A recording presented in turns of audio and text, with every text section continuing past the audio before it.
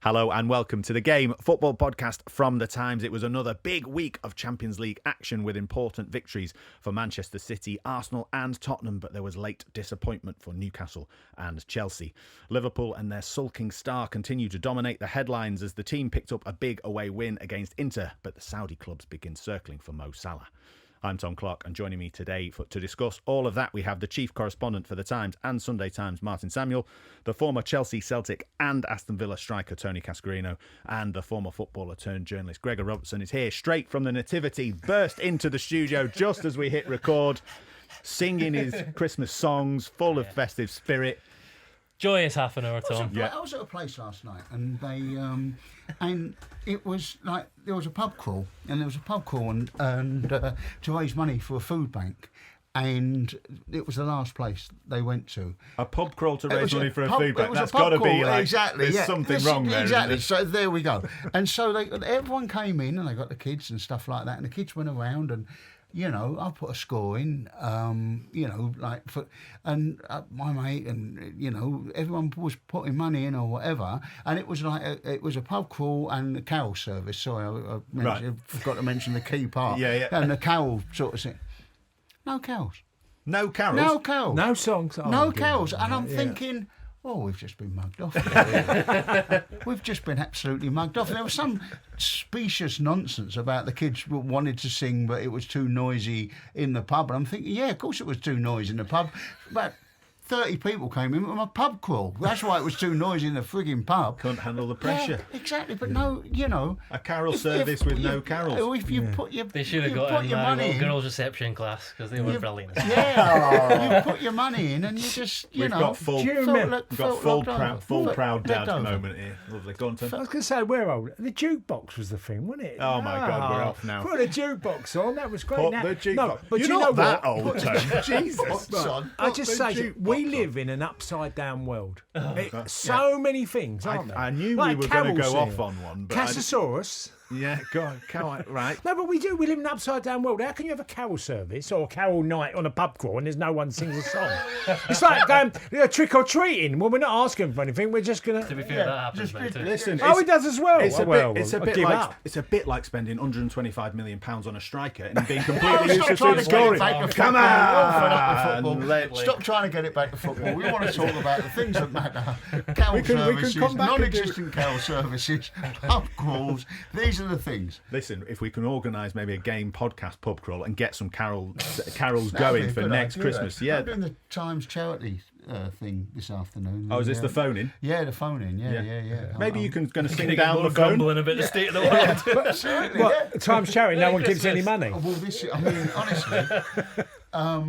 it's always a sprawling start to a Thursday show, but this was definitely in the festive spirit. But as I say, I've desperately tried to bring it back to football there, and I think we probably should, because we're in danger of doing a football podcast without any football, which would be a bit like a carol service with no songs. Let's start with Liverpool, as I said in that intro, which feels about like 20 minutes ago now, but Liverpool dominating the headlines all week. Mo Salah, before we get to the action, Gregor, we discussed this with Alison and Tom on Monday. But Tony and Martin, you've written columns about him this week already. Tony... Written and rewritten. Written and rewritten, I imagine. Yes, absolutely. I mean, just very quickly from both of you, shocked, surprised by his actions, and do you think there's any way back for him? Just both those things very quickly from both of you. Shocked, no. It sort of happened under Klopp, and it sort of happened this time last year when negotiations over a new contract where he said no, there'd been no contact by the club. Yeah. I didn't believe him. Yeah, I didn't believe him. And my bottom line is on Mo Salah, if he's hard, I think it's a simple question. Do you want to stay at this football club? And if the answer is no, go. Yeah. We'll find a solution. Martin, surprised at all by Tony makes a good point about last season. I had a column in the Sunday Times in the first edition that needed to be changed for the second edition because he'd come out and said what he said. So I can't sit there and go, oh, yes, it was completely expected, because it obviously wasn't. But what I was surprised by was that he would burn his bridges. And that's what it seemed like to me. You just looked at that and thought, well, potentially there is no way back. And Slot's words after the Inter Milan game seemed to suggest that. it seemed to suggest, well, it's up to you to apologise, mate. Yeah, I'm not gonna, meet you halfway here. You've got to apologise. So, potentially he has burnt his bridges at Liverpool. I did think, and that was borne out on the night, I did think that the fans would back Slot because, that club, once you've got, to put this very crudely, once, Salah is now outside the tent peeing in. Yeah. And, so they back the manager. They will back the manager against him.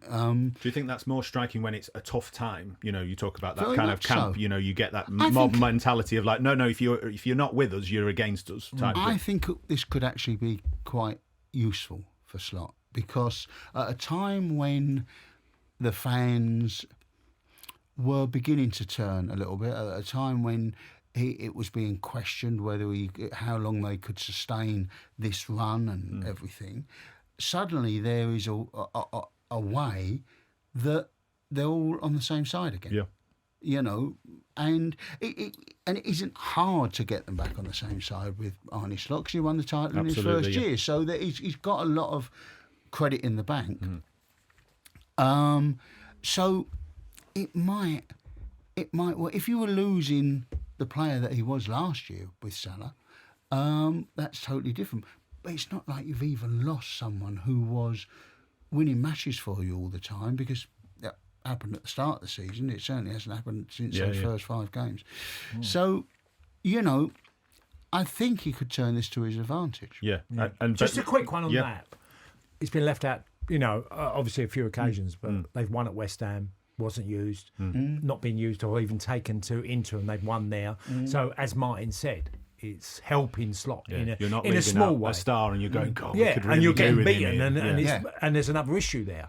But we all love Mo Salah and what we've seen him do. But I'm just always the same. If you don't want to stay somewhere, you're not doing Liverpool a favour by I stay, and then his heart's not been in it. Because there was a period under Klopp, where he'd come back from Morocco, African nations, didn't play particularly well, slightly injured, and there was a little bit of, you could feel sort of rift between Klopp and Salah, and that looked like the end to me then. Yeah. And from nowhere, that last season, and fair play to everybody involved, Salah included, he turned up and got lots and lots of goals, and they won the title. Yeah. Obviously, I mentioned Saudi clubs circling for him. We know they've been interested in him before, but not necessarily to the kind of fullest level of where we thought a deal would happen. We've seen it with other star players from the Premier League this summer with Bruno Fernandes and stuff. It's not necessarily always a guarantee that, a star player wants to leave, he's on absolutely massive wages, off he goes to Saudi Arabia. Is there any chance with this as it continues to progress of where Mo Salah says, well, no, I'm too big for Saudi, or I want to play somewhere else, and that actually he can't get a move? Is it either he stays and plays or he leaves? Is there a third world here? Do we think at all? Anyone? I think if he leaves, he goes to Saudi Arabia. I think that's been the case for a couple of years now. There was the bid. There was meant to be a bid of 150 million, wasn't there, from Al Ittihad? I think it is, at which Liverpool turned down. I think last year. I think he's on record saying that if he hadn't have signed for Liverpool, that he would have gone to Saudi Arabia, and that basically he stayed at Liverpool rather than Saudi Arabia. Those are the two choices. The problem they've got is 2 of the biggest Saudi clubs that have been interested in him haven't got space in the team at the moment. They would have to let people go. They would have to make space for him. Etihad have got the first dibs, right? Because how it works is a strange thing. You're signed by the league, and then dished out, and basically. Then, exactly, which is a really strange thing. But they do have certain rules within that. One of them is whoever the first club interested was maintains. Really? Right, so they stayed. So I was here first. Yeah, Etihad have got first. If he decides to go to Saudi, Etihad have got the first refusal on him. Now, there's 2 other clubs that are meant to be interested that have got space. One of them is the new club that's starting up in Neom, but that's miles from anywhere. and not particularly appealing. I wouldn't have thought. There's another club, the club that's owned by Aramco. I'm trying to remember the name of it. Anyway, it's the club that's owned by Aramco. Yep. They have got space. They have got the money. They are not one of the PIF clubs. Right. They're not one of those Al Ittihad, Al Hilal. They're not one of those. Al ones. Qadsiya, apparently. I'm Yeah, reading that's from it, reading right, our that's article it. on the Times website There now. we Yeah. go. So they're meant to have the money to do it. Now, does Mo want Well, that's to kind go, of what I mean. Is that does he want to go to? It's quite a pivot mid-season, isn't it? But if do you want to go to one of the Saudi Arabian clubs that is not one of the biggest Saudi Arabian clubs? Even though obviously what you'd be thinking is I can make them one of the biggest Saudi Arabian clubs. They've got a new stadium, I think you'll find, 47,000 capacity, Right.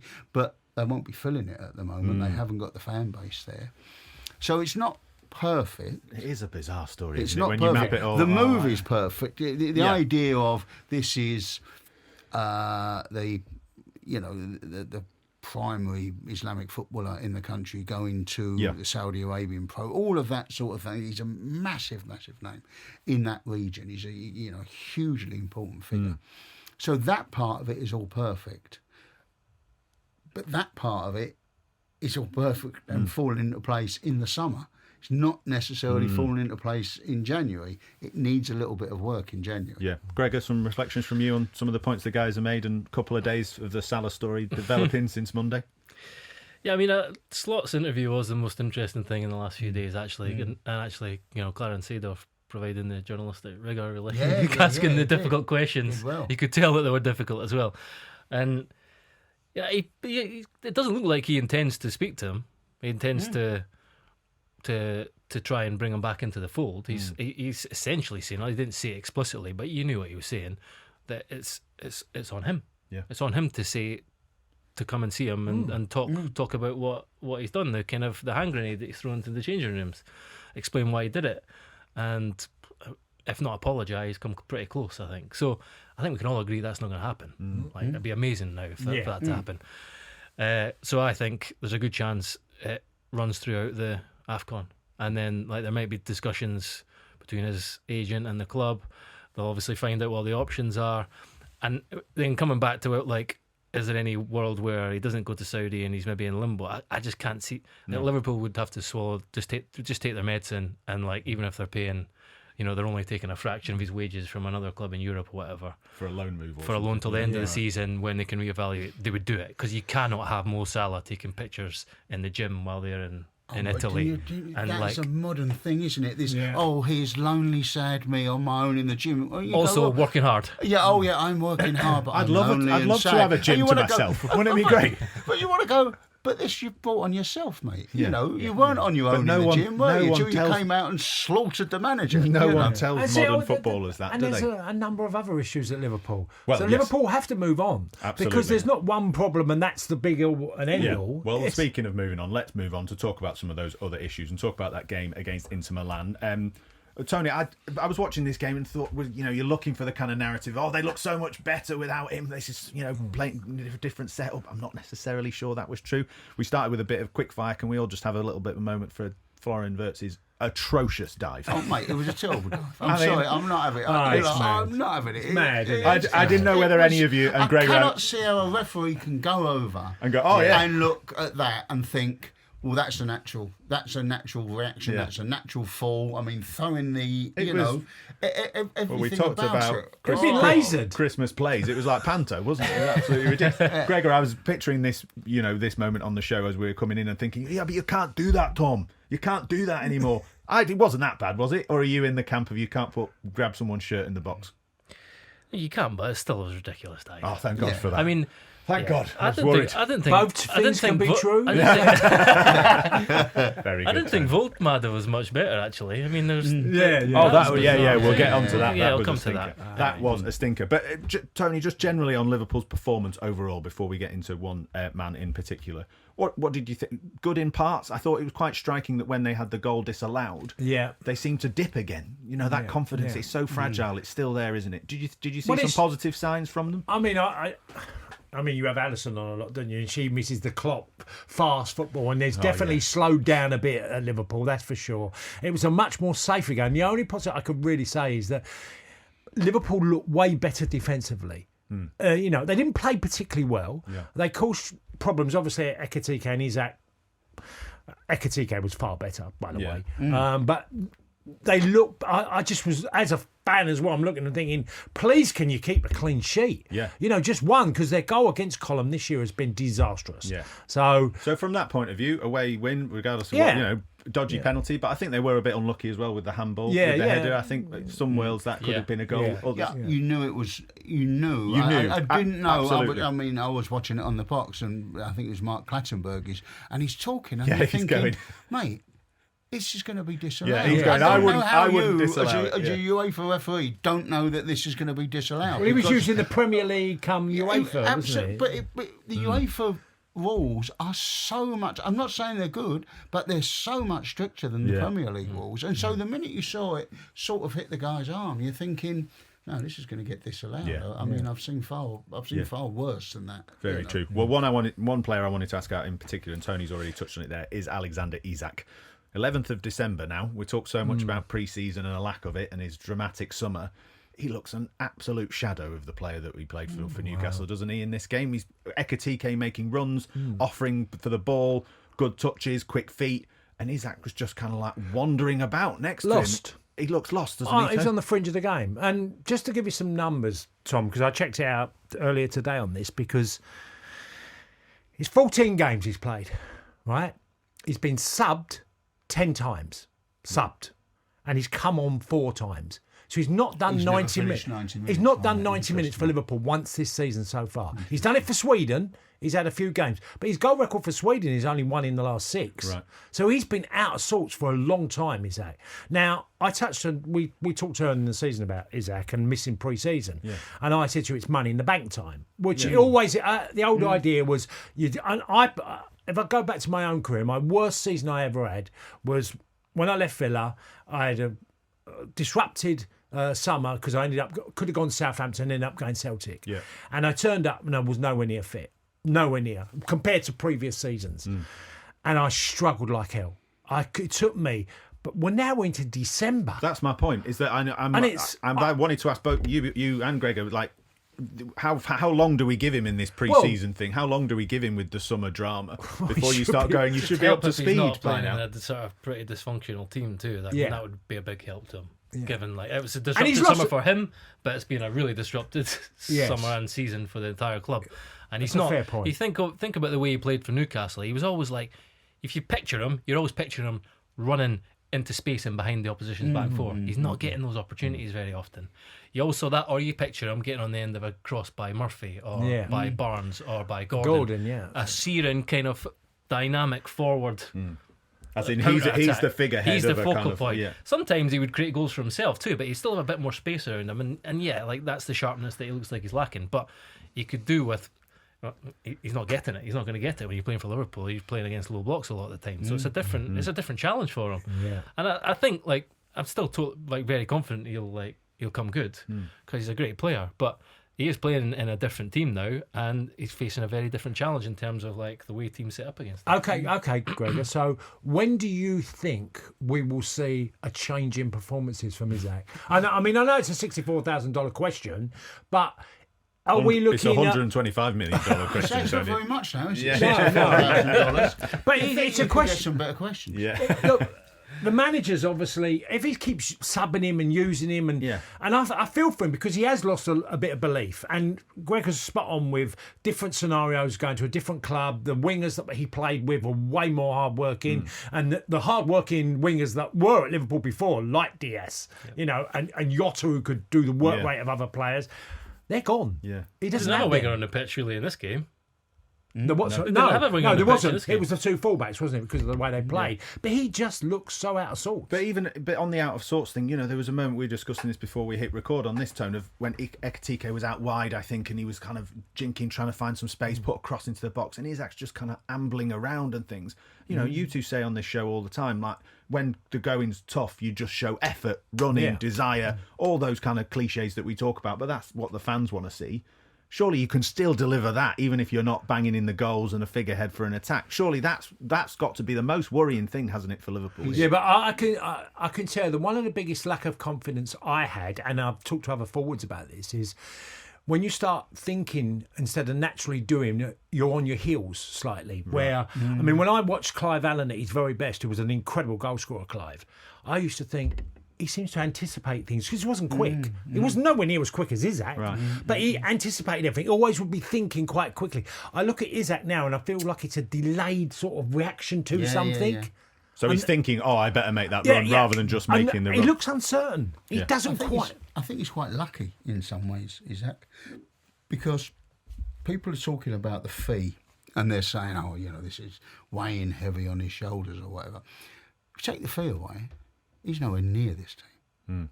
The only reason that Arne Slot is persevering is because he's got £125 million of somebody else's money, basically, and, they are venture capitalists, investment, this is what it's about. So you want to see your investment on the pitch. There's 120, he's £40 million more than the other guy. Yeah. But actually, if you look at it at the moment, it's Ekitike that looks like the £125 million player, and he should be starting. So you're saying if Isak had cost 60 million from somewhere else, he wouldn't be anywhere near. If he cost, say, what Liam Delap cost Chelsea or something like that, he's not in the team. Yeah, it's simply. I mean, so they're carrying him basically. He's only in the team because Slot feels the onus on and the responsibility. He's a coach. Mate, make this work. You talk about, Gregor, there's no wingers on this pitch, and you've talked about the way he played, and I think all listeners can kind of envisage that. That was what was great about him at Newcastle. I'm talking about Ekitike trying to put crosses in and things. Are we any signs that they could play together with something we've talked about before? The idea that they didn't, way they wanted to buy. They don't look as if they can play together. They don't look as if they were bought to play together. They can say Liverpool have been insistent. Look, I've said this so many times. There is no history with Liverpool of buying an £80 million understudy. They don't do that. They didn't buy Virgil van Dijk and another guy who cost the same money as Virgil van Dijk to play in case Virgil van Dijk got injured. Same with Alisson. The only way they play together is if Ekitiki's the number 10. Yeah. Like, as much as Tony... Where does that mean? Where does that put Virgil? Exactly. The other bloke who cost 100 million. Exactly. That's obviously the unsaid thing. As much as Tony, thinks that there may be a future where two number 9s are playing together up front, I don't think that's... Yeah, but there's one fundamental fault in their game. Okay, and they're both obviously very gifted, but both of them take a lot of touches. So it's not instant, like, I get the pass. If you look at a Bergkamp and you see Henry, the pass is coming. And you have many partnerships like that. I don't see that. Ekitike, and he looks far better, and as a real live wire, he takes a lot of touches. And when you're taking a lot of touches, it's like having a winger. People would say to me, Peter Beardsley, right? I never played with him, and people would say, how do you think you'd play with Peter Beardsley? I say, well, I'd be lost because Peter goes one way, then goes the other, and that. I said, as a centre forward, you don't know when the cross is coming. You never know when it's coming in. Ekitike takes too many touches, but he's going to be a wonderful player for Liverpool, I'm sure. But not with Isak. Because Isak needs to know when the ball's coming from Jacob Murphy and from... The early one that came in the other night, I think Isak was surprised he actually put it in. Because he normally takes a touch and a touch. If you watch his game, he takes a lot of touches, keeps holding the ball. There was a moment in the game against Inter where he got it and he went about 3 or 4 ways with the player and ended up doing a simple pass, and you could feel like everyone go, and I even in commentary said, well, he's done well there. He's kept the ball, but he's kept it for about 20, because sometimes when players keep the ball a long time, it affects others. So are we really coming down to the idea that actually Liverpool's much fabled recruitment model cocked it up this summer? I don't understand. Look, if they had it's a easy plan, to say now. Yeah. I mean, let's be honest. We all sat doing the preview shows. Going amazing. You talked about the fact they're buying two guys for that value. Fair play, you did. But we still looked at their squad and went, that's a great squad. They've just won the league. They've gone out and spent this amount of money on some real stars, players that we love. This is... Can anyone catch them? That was the question. We all absolutely said that, but I'm just saying that you guys are saying... in hindsight, no, that's terrible mismanagement. Did we? Look at... I didn't say that. A lot of us did, Tone. A lot of us. And a lot of listeners did. A lot of us. But I just Arsenal, to be fair. Yeah, no, right. The only thing I'd say to all of this isn't what we said. One problem. Liverpool have ended up with 10. Yeah. We could probably sit here and say 10 things that have gone really badly. That obviously the major ones have been Salah and Isak. They're the two biggest problems. They're not. Wirtz is up there as well. Wirtz, okay. Defence. Well, I was going to say, then you could go Canate. They conceded 3 or more goals in 6 of the last 10 games. You're dead if that happens. Their biggest mistake was central defence. Yeah. They let Quansah go. They didn't sign Guehi. Leone, in fairness, this is the one area where, like, you watched that. I said this before. You watched that first hour against Southampton. He was a Rolls Royce, even though he's young. Yeah, he did his ACL out for the season. Yeah. That was the one semi-backup, although he was for the future.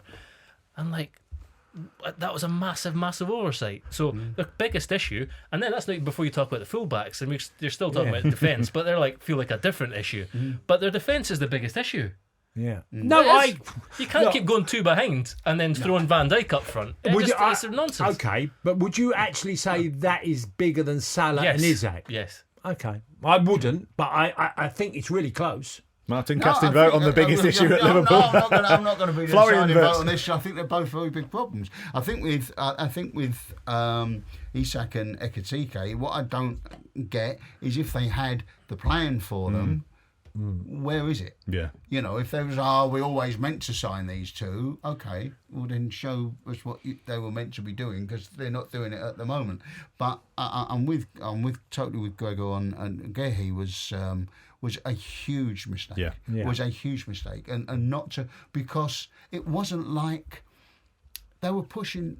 They were pushing on open door. Yeah. Just get it done. It wasn't like Crystal Palace was saying, "Oh well, you can't do this and you can't do that." It was. Parish had come out and said, I think we need to sell him. We don't want to lose him for nothing. So all you had to do was get it done. Yeah. Absolutely. And Slot, to be fair, used an excuse early on and said, we signed these players not for the next 6 weeks, we signed them for the next 5 years, giving a bit of leeway because it weren't right. Yeah, interesting stuff. I made a big debate on Liverpool. Liverpool fans, do get in touch with me, tom.clark@thetimes.co.uk, with your views on the struggles at your club at the moment. But it was an important win against Inter Milan. Let's wrap up. Clean sheet as well, actually. A clean sheet as well. That crap defence, not so crap after all. Let's just take a quick look at the other 2 games from Tuesday night. Chelsea again. What is it with this Chelsea team? Just win one great win, lose other games. I mean, in this game, from catching up with it, Atalanta looked the better team for a lot of it. And they've played Karabag and rested people, made loads of changes. This was a pretty strong Chelsea team as well, Tony. But there's quite a number of changes in there as well. But it's still a strong team because they've got an amazing squad. I've said to you, every time I've come away watching Chelsea, one week I've come away and go, they're a decent side. Yeah, I've done them about 4 times this year, and I said 2. They've, when I've gone, they're decent. Yeah. They're a good side. They're dangerous. They can beat the very best, Chelsea. And the others have come away. I can see why now they're getting it wrong. I think centre-half positions is a real problem for Chelsea. They just don't seem to have the players that can lead from that part of the pitch. I do think they have players that can get goals. I'm not sure João Pedro's a centre forward. Well, I was going to say on that, we're talking with Liverpool about mistakes in the summer. I mean, he was no superstar, Nicholas Jackson, but with Liam Delap's injury record and suspensions and missing loads of games, João Pedro, as you say, I agree with you. I don't think he's a number 9. Does that look a mistake now, having someone leading the line, running in behind? Because Jackson was good at that, at least, I thought. He wasn't the answer of getting them to near where they think they should be. He wasn't, but look, Reece James is another issue because Reece just can't play week in, week out, or 3 games a week. He can't. So, and Reece is a terrific player for Chelsea. So they're again their issue. I just don't see a 90-minute team in Chelsea, and that's been their issue. I think one of the problems with Chelsea, 3 of the problems here with Chelsea, is that if you look at 3 key positions, you look at Chelsea and think, well, they could do better. They could do better than that goalkeeper. Where through? So, right, so they could do better than that goalkeeper. Sanchez, I think, has been good lately. I don't think he's been bad, but compared to bad for the goal. But you think there's better out there than Sanchez. Yeah. You look at the centre halves and think, there's better out there than the centre halves. And you look at the centre forwards and think, there's better out there than the centre forwards. Exactly. They're 3 quite important positions, really. And to have spent the money they've spent, you'd expect you'd expect better. You'd expect better in those three. You know, you'd expect to have one red hot centre forward. Yeah. You'd expect to. Now they've been very unlucky with Levi Colwell, who I think is their first. Without a doubt, would be their first choice. Wesley Fofana gets in the team for a few games and then gets injured, and so they've and they've been about Cole Palmer as well. But they've known about his injury record for 2 years now. Absolutely, maybe more. They signed him injured, didn't they? Yes, they did. They did. Signed him injured. So you know what I mean. It's you look at that and think.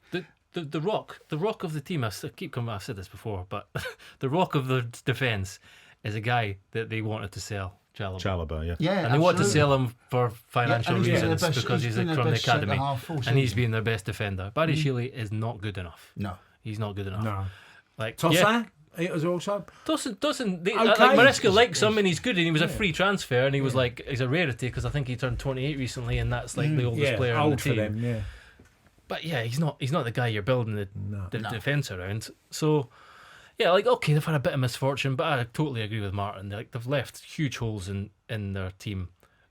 And that's down to recruitment. It's been that way for like 5 transfer windows.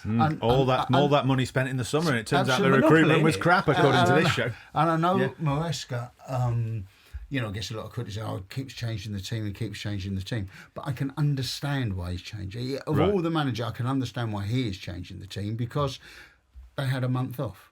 That's what they had. Between the Club World Cup and the start of the season, they had 1 month off. So if there's any manager that can be forgiven for trying to, mix and match with play, right? We've got to rest this one. We've got, this one can play, but this one needs rest. I can understand why it's happening at Chelsea, but it's very difficult to win the league if you can't keep a settled team. Certainly, if you can't keep a settled defence. Yeah, and I still think that Palmer needed an operation. Yeah, and I think trying to nurse him through, I just get the feeling with Palmer that at the end of this, there's an operation. Yeah. That at the end of it, there is the admission that... Well, it's a maybe, wasn't it? It was a maybe decision. Yeah. If you rest for 4 or 5 weeks and you keep going, rehabilitation, then you'll be fine. But it's a coin flip. Yeah, and then if he's not fine, then it's surgery. Yeah. Finding lots of problems on today's show. Chelsea fans, do get in touch with me as well with some thoughts on your side. Just to finish very quickly with a side... couple of games. So week's a long time in football, but Tottenham have had 2 wins. Speaking to some of my colleagues on the desk who are Tottenham fans, season ticket holders, and say, panic's over now. We're all on board with Thomas Frank, Xavi Simons. He's going to go back to being unbearable. But they've got Nottingham Forest away, Liverpool at home, Palace and Brentford to come to take us to the new year. Gregor, do we think, all jokes aside, we were questioning Thomas Frank and whether he's the right fit at Tottenham a couple of weeks ago? Has he shown enough in the last couple of games? 2 fairly straightforward wins, but that had been part of the problem. Brentford and Slavia Prague at home. Yeah, I mean, like Tom Holland summed up in his report, is like, the quality of the opposition was not much, but right now Spurs will take any home win they can get. Yeah. And the bright spark is seeing a bit of life from Xavi Simons, who everyone is yearning to be a sort of creative force that they're desperately needing. Just a bit more attacking intent in the last 2 games, but I wouldn't get carried away. I think, as you say, there's some much bigger tests to come. But I think Archie Gray's another bright spark. Like the fact that he got a chance in the team and he took it, he grasped it against PSG the last time, and he's saying, "Don't leave me out now." Yeah. So they've been positives, but no, I wouldn't get carried away yet. I don't think Thomas Frank is out of the woods yet. With the set of fixtures they've got, they're not in the top 8, are they? At the moment, no. Yeah, they should be in the top 8. I mean, and even in this game, like the first goal was like comedy own goal, and then what was the guy doing, giving that penalty? He ran to the byline and he just completely clattered him on the byline. Tottenham in 11th at the minute. I want to bring up that theme of the quality and standards in this Champions League so far after the break, but we're going to take a little break now. So it's time for a question from Bill Edgar's Premier League quiz on the Times website now. Who scored a hat-trick on his final appearance for West Ham as a substitute against Nottingham Forest on the last day of the 1991-92 season before moving to Aston Villa for a brief spell? Find out after the break. Welcome back to the Game Football Podcast from the Times. I'm Tom Clark and I've got Gregor Robertson, Tony Cascarino and Martin Samuel with me. Tony and Martin agonising over this question. In the end, Tony Cascarino coming in with the correct answer, which was... Frank McAvenny, a teasing one from Bill Edgar in his quiz this week. He's got another 9 questions you can have a go at on the Times website. Now, back to the Champions League. Manchester City 2, Real Madrid 1. Manchester City, Pep Guardiola, Real Madrid, Xabi Alonso, all these superstars. Fun game? Not a great game, I thought. I couldn't quite decide whether this was a great fun game, 2 great sides against each other in this format that pits teams against each other, or whether it was just 2 teams kind of playing a little bit like it was a kind of pre-season summer tournament in America. And I don't know. What do you think, Tone? Well, unfortunately, this is where you look back in time and you go, Real Madrid. I look at that Real Madrid team and I'm like, they're so nowhere near what Real Madrid were about. The quality of player, whether it's defenders, whether it was midfielders. They've got a lot of injuries, we should say. Okay, they have. But honestly, and I've seen him a few times this season. Look, again, Mbappe's injured, so that's a big blow to them. But watching Vinicius Junior play, who is clearly a player that's very, very unhappy, who's a terrific footballer. You know, at his best, he could scare the life out of some really good players. Yeah. Courtois making a mistake as well. Yeah, for the goal. I mean, he's been superb for them. He's been over amazing. The years. Their midfield just doesn't look like a midfield of Real Madrid anymore. Do you know Tchouaméni? Chouameni's not bad. You don't think that's a... Ceballos, they're nowhere near. I mean, Jude is... I mean, I thought all his game, the way he played last night, a lot of good stuff in there, but his finishing wasn't like we know he's capable of.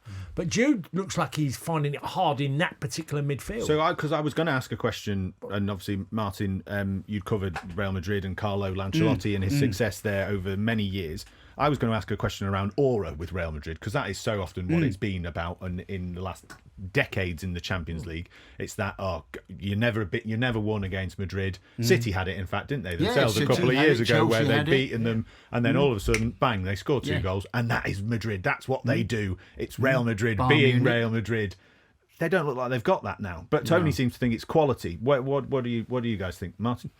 Well, I think a lot of the air went out of the balloon when they played 6 consecutive away games. Which, if you look at that is a failing of the club. That is the failing, because if you wanted a multi-purpose stadium, all the clubs that want multi-purpose stadiums, and that's the modern way, because they're very, very expensive, so everyone is looking for a multi-purpose stadium. Well, then you've got to plan for it. And they clearly didn't, because they've hosted an NFL game and they've had to play 6 consecutive away matches, because they had to take seats out, they had to make the bench bigger, they had to make the pitch this and do that. Well, how it's got to happen. You want a multi-purpose stadium, your pitch has got to be able to come down and get slid over there, and that thing gets slid up there, and boom, and now we're in an NFL stadium. And that is the only way to do it, because if you have to keep making great big structural changes and playing away from home, that upsets your balance of the season. True. 6 away games, they were 5 points clear of Barcelona when it started. Right. Played 6 away matches and came back a point behind. They were joint top on points with Paris Saint-Germain and about 4 other teams in the Champions League. Came back 3 points off it. Do you wonder whether that's why the club are being a little bit more lenient? I say this at the time of recording on Thursday morning with Xabi Alonso. You never know. But previously, other managers maybe wouldn't have got as long, or had a little bit of a bad run. But it's definitely a mistake. It's definitely that sort of thing. If clubs want if they want to be multi-purpose stadiums, if they're in the entertainment business, you can't just carry on the old way. You can't just have a football stadium. You've got to be flexible. Yeah, that was insane. I didn't know that actually until I read that in your column. But it's, but I mean, look, let's lay out who they've got missing: Alaba, Carvajal, Huijsen, Militao, Mendy, Trent, Camavinga. And then obviously Mbappe was missing missing from this game, although they put him on the bench. That's going to upset. I know, like, Real Madrid have had great strength and depth over the years and stuff, and you look at their bench last night and like, who are these guys? There are a lot of youngsters, even playing a guy up front who I don't think he'd scored a goal for them in Champions League. So, and you're talking about aura. I think you still just about saw that at the end. You saw the stadium finally get its kind of. I think I think like a ball was flashed across the box, and it was like, and they got a corner, and you heard the noise spike, and it was like, I think that's all still there. Right. They're just not. They've not got, as Tony says, the quality on the pitch because there's a lot of injuries. And yeah, Vinny Junior's obviously a big issue. He's like, he doesn't look happy, and like the navigating, everyone sort of belittled Ancelotti's ability to navigate all those egos and sort of keep it harmonious in the changing room. That's probably that's the number one task if you're a Real Madrid manager. So that's Alonso's biggest task. Like, you've got to remember, Ian Hockey pointed out in his piece, like, he hired him in the summer. He was the most coveted big time. manager in the Absolutely. world. Everyone wanted him. It would be insane for them to get rid of him with that injury list. That context that Martin's laid out about a mad decision taken upstairs that has nothing to do with him. Like, I think it would be insane, but it's Real Madrid. Yeah, stranger things have happened. Is there a bigger problem? Spanish football's finding it hard at the moment with their quality club teams. Because I don't think they've been very impressive at all, from Atletico Madrid to Barcelona to Real Madrid.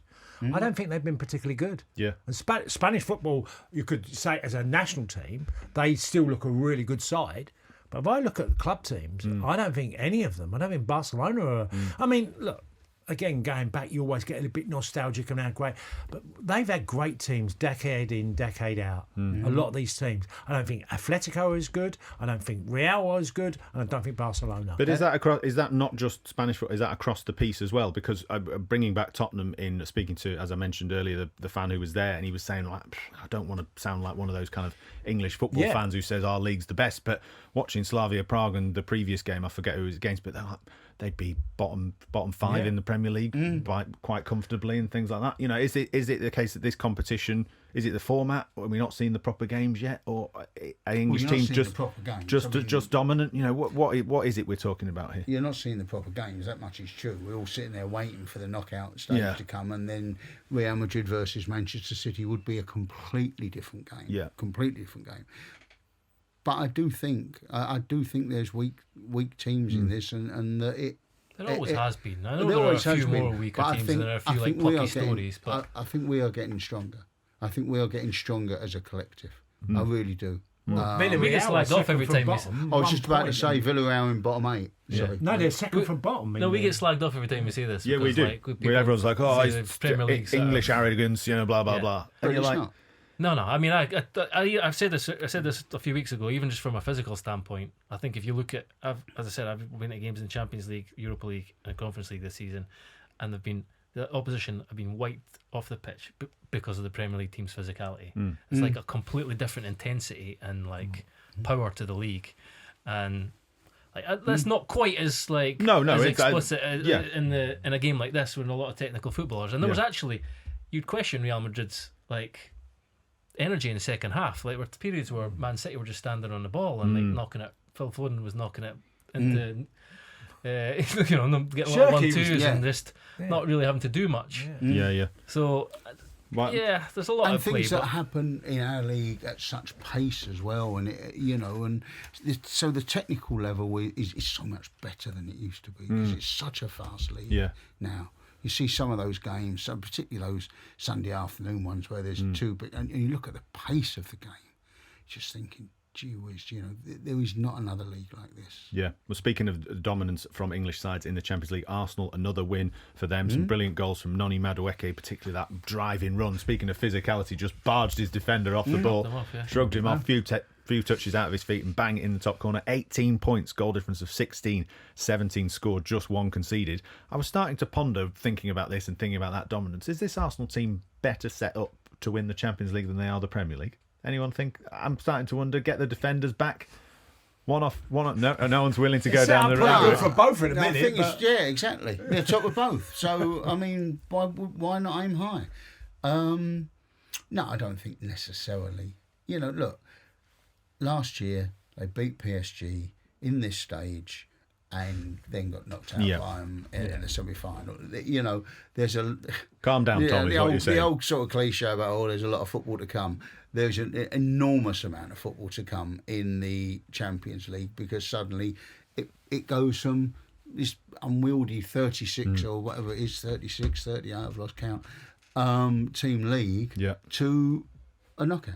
Yeah, calm down, Tom, And is then, what yeah, you're yeah, very politely basically, saying. yeah, Yeah, that's calm absolutely down. fine. Yeah, Calm down, easy. Tom. Calm down, Tom. Can I make a point? No. No. Just a You're quick not here one. to come You've in. made enough. No. Come in here, start making points. Right, no. I just want to say one thing on Madueke. Yes. I think he can play centre forward. Really? I think he's got every attribute to play centre forward. Interesting.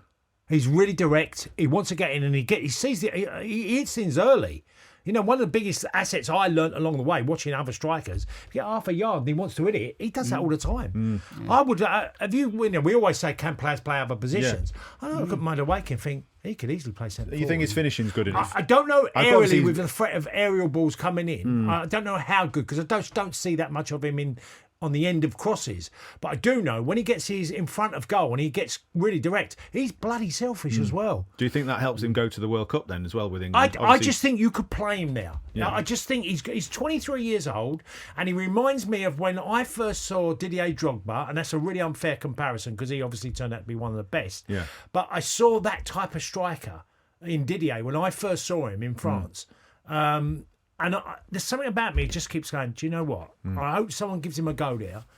And you might think, nah, no chance. But I think he's got a chance. I think he's got the things he does in his game. He's really direct. Yeah. He wants to get past people, and he sees the post, the goals of the post, and he hits it. Yeah. That was a good point, Tone. Thanks. I'm It's glad very you... good glad- point. Maybe we're up front glad too. you like- Yeah. we're glad you have like it. that. You Yeah. might do the Victor custard pie. Gocco says thanks, mate. Yeah. I've or got Gabriel but you Jesus know, coming but- back, Michael Marino. Yeah. They've suddenly got loads of strikers. yeah. Arsenal didn't have any last season. He could play it. Yeah. I'm telling you, he could play If it. there's any man in this room to make that judgment call, Tony, it's you, and it's not us. True. So let's finish with a quick look at Newcastle, because it helps us look towards the weekend as well. Really interesting game, this one. Gregor, as rightly pointed out earlier in the show, Voltmardi, another shocking dive as well. I think we're all in agreement with that. Yeah. Again, not shout how that penalty got given. Yeah. The goalkeeper's going, no, come on, what? Surely. Unbelievable. Flecking as well, wasn't it? Yeah. Yeah, he slid out and kind of. It was a stupid thing to do. It Like, was. keeper. Like you give the ref a decision to make, but yeah, I don't know how they don't look at that as well. No.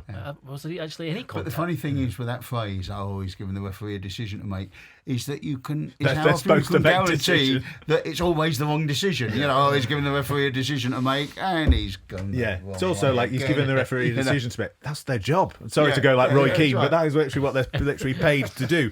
But Newcastle, I think, overall a little bit unlucky in this match, hitting the post twice, conceding the equaliser late on.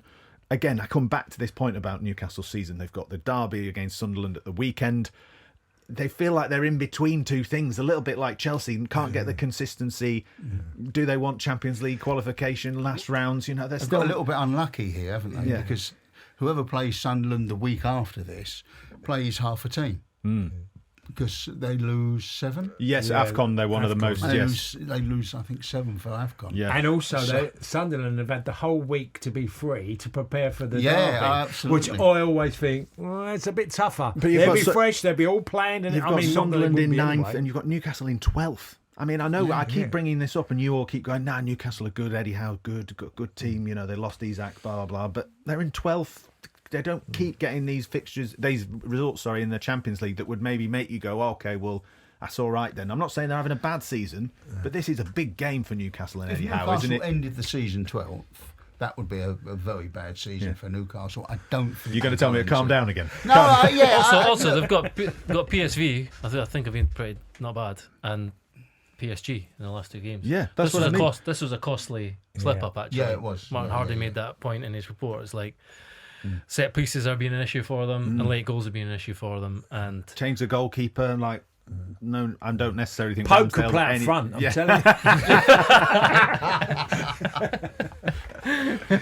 But this is an exciting game, isn't it? We've got the North East derby back in the Premier League, Sunderland, Newcastle. It's going to be very, very exciting. The stadium light's going to be absolutely buzzing for this I one. was up there when Rude put in, the 11-name sort of resignation letter. Oh yeah, when he dropped Shearer. When he dropped Shearer for it, and it was. Rude was absolutely mystified of what the fuss was. Bewildered, Was that He was at- completely bewildered Was by that the at fuss. St James's Park, or was it at? No, St James's Park. St James's Park. It was at home, yeah. It was at He home. left him on the bench at St James's Park. But he was utterly bewildered by it, and one of his one of his old, local derby. They're 13 miles apart. And you're sort of like, yeah, mate, honestly, it's, you're thinking, you're a Dutch fella. Rotterdam and Amsterdam aren't next to each other, but I think Feyenoord versus Ajax always goes off a little bit tasty.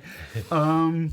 But it was they're special matches. I've seen them at both. I've seen them at them at the old Local Park as well. And first in the Premier League for 10 years. Yeah, it's a massive occasion. Yeah, and is it that long? Yeah, 10 years. 10 years. Wow, we'll never have got that. Wow. So it's a huge moment for Sunderland as well, isn't it, Gregor? Yeah. At the season they're having, the position they're in, as Tony said, they've had all week to prepare for this. They'll have been watching that game, going, "Oh yeah, little last minute let's go after them. Come on, let's get after them." You'd expect that, wouldn't you? The pressure is actually on Sunderland in this game, isn't it, Gregor? A little bit with being at home.